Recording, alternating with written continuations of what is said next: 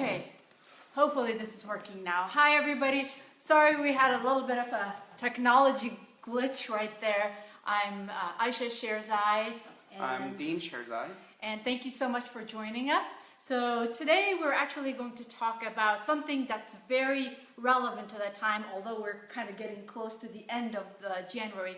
But today we're going to talk about New Year's resolution and its impact on our life and how we can actually sustain that motivation.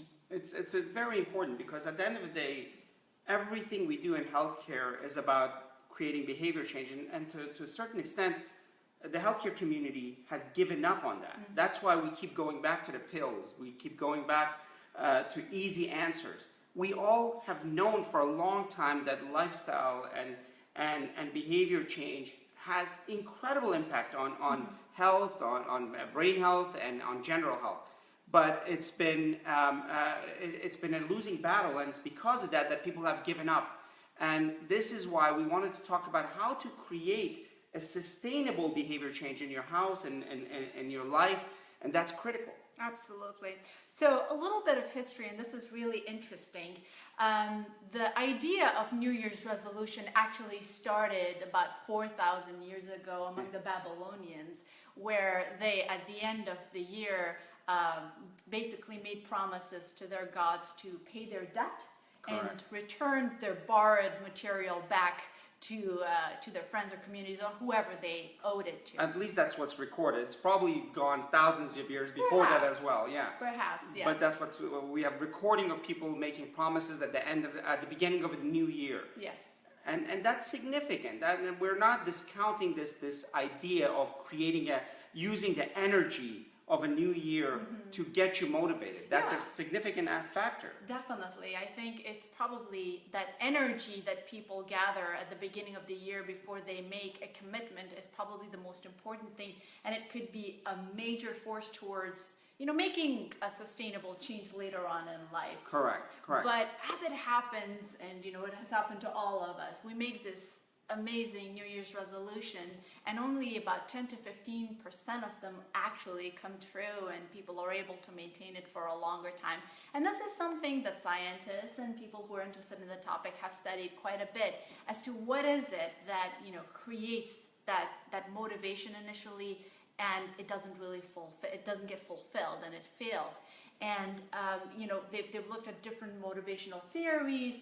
And there were two psychologists that actually tried to work with addicts, and they organized it into different stages of motivation. And I'm actually reading it from my notes here. So there's the first stage is pre-contemplation, where the motivation is actually not even there, but the problem is around you. Yeah. And then comes the stage of contemplation, where the person actually tries to understand the problem very well and know that there needs to be a change. Correct. And then the third and the most important in my view is the preparation. What do you do to prepare yourself to bring that change in your life? The fourth one is action, and that's the initial steps that you take towards that change. Correct. And then the fifth and the last one is maintenance, which is the grind, the hard work on a regular basis. The problem with New Year resolution is that it's usually the first stage, or first or second stage. Yeah, it's a contemplation. Yeah, exactly. Nothing to do with the planning, organized planning, and it's the planning component that's so significant, because it's not just a one model fit all. Absolutely. It has to be around your strengths, your resources, your limitations, and it has to be around your long-term goals, but short enough where people can actually see them. That's what's significant. So in totality, really, the plans are very short-sighted, and it's the first stage. The energy is required, the motivation is very important, but in fact, majority of the time, what it does is actually create long-term failure. Mm-hmm. Yeah. Because if you create a plan, a motivational plan, and this motivational plan gets you moving towards a behavior, yet that behavior often ends up failing you, what happens is a pattern of failure, a repeated pattern of failure, which then at the end becomes your natural state, where you basically give up. And we've seen this after years and years of following patients. Mm-hmm. After a while, you see the person, although they're not saying it, they don't use the language of failure, but in reality, they've given up. It's absolute surrender to the outcomes. Absolutely. Sometimes, and this is something that you and I tell our patients Yeah. all the time, sometimes it's even better not to make a Yes. grandiose New Year's resolution, because like you said, once you set a goal and you fail it, you create that pattern of failure. You habituate your brain to be okay with failure. Correct. So correct. why not as well make that resolution initially? We've talked a lot, and we will continue to talk about specific things that are good for health. We know what's good.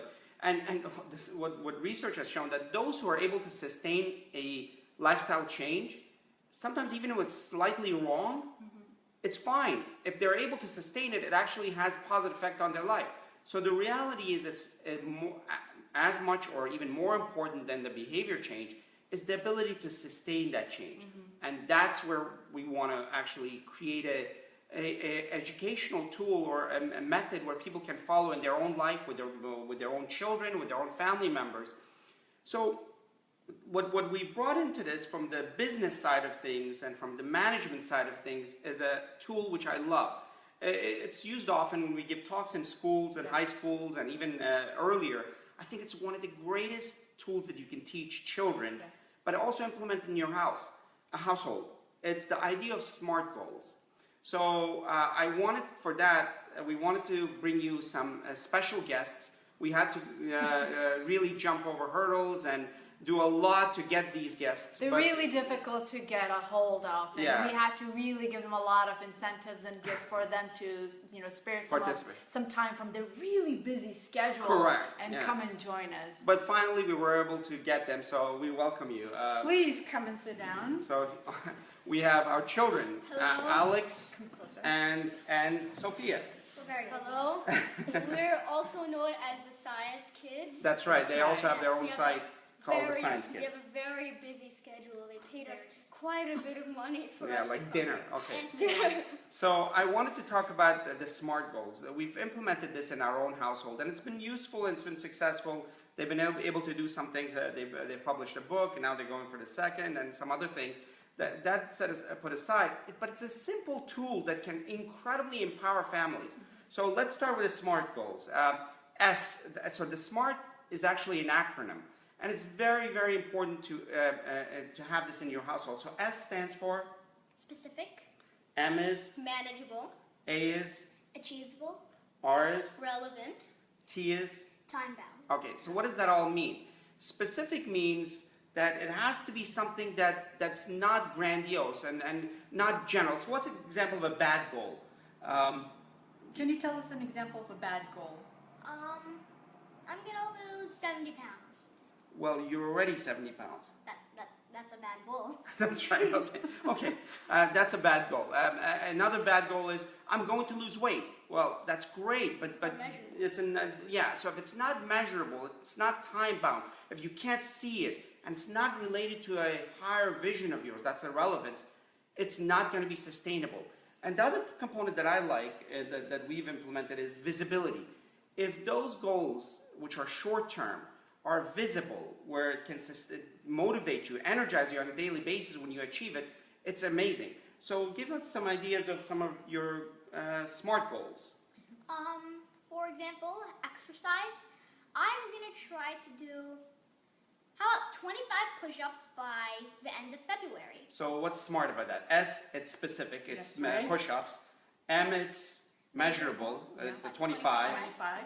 Attainable, yeah, you're doing 15 now, 25 is attainable. It doesn't sound crazy. No. Okay. Relevant, yeah, because you're doing taekwondo and exercise, push-ups is going to help you. And T time-bound. Yeah. And T is Time-bound. End of February. end of February. End of February. That's Do right. you have an example? Yeah, so for music, I'm going to learn 2 songs on the piano by the end of February. It's a specific 2 song, songs. measurable, and attainable, relevant to what you And want to achieve, time-bound. and time-bound. So that's critical. And in health, the same thing. We do this with our health, as far as we said, exercise, we all have that. But especially with weight and with food and with meditation, we even have mindfulness sessions at night where we do 5 minutes of mindfulness and on bed. But the mindfulness is often interrupted because our dog Obi jumps into the bed and it's not so mindful. But nonetheless, mindfulness is part of this. That's right. We are going to have some sessions around this. Yes, absolutely. About the SMART goals and goals that are sustainable instead of just a New Year resolution. If you're going to make goals, it should be smart, it should be measurable, and not some grandiose, because it will create, especially for because it's going to create failure, and that failure becomes a habit in your mind. In fact, there are parts of the brain that create these patterns, and there are pathways that are created in your mind, which are pathways of failure and pathways of success. Absolutely. So either you never do it again or you'll keep doing it, right? Correct. Yeah, Exactly. So thank you for joining us, Thank guys. you so much. We will see you later You'll see you later. in Yes. 10 minutes for dinner. Yes. Thank you for coming. Thank you for coming. Thank you. Thank you. So just based on all that information, I think the big message and the tagline is it's very important for us to create effective behavior change without sabotaging ourselves. Exactly. And absolutely, the motivation initially, whether it's at the beginning of the year, beginning of the month, or whatever date that you may set for, is important. That motivation actually gives you the energy towards your particular goal. Yeah. But it's very important to break it down so that it can easily be incorporated into a natural behavior. And that's why the SMART goal is important. Correct. For example, this is something that we do with our patients all the time. If you really want them to exercise, say you want them to start walking around the neighborhood, you have to make sure you know how much they walk right now. Exactly.